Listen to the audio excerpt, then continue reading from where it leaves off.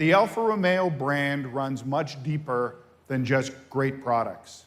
It is a brand that has an incredibly rich history, filled with legendary racing triumphs and tragedies, colorful personalities, and notable superstitions.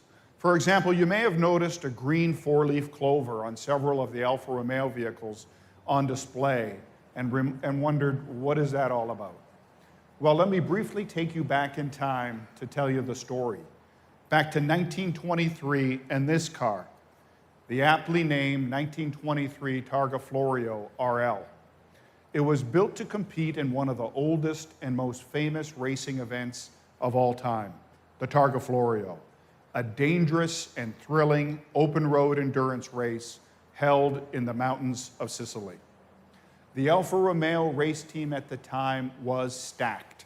It boasted legendary drivers such as Antonio Ascari, Giulio Mazzari, Enzo Ferrari, and Ugo Savacci. And what was interesting was that leading up to the 1923 racing season, Alfa driver Ugo Savacci, aside from being incredibly superstitious, was a perennial second-place finisher, more often than not finishing behind one of his Alfa teammates. So going into the Targa Florio race in 1923, in an effort to banish his bad luck, the superstitious Savacci decided to paint a four-leaf clover on the side of his car for good luck. Sure enough, in his first race with the green four-leaf clover or Quadrifoglio on his car, Savacci won.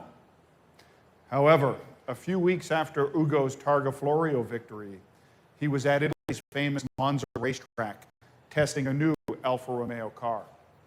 But unfortunately, there was no time to paint his lucky clover on the car before hitting the track.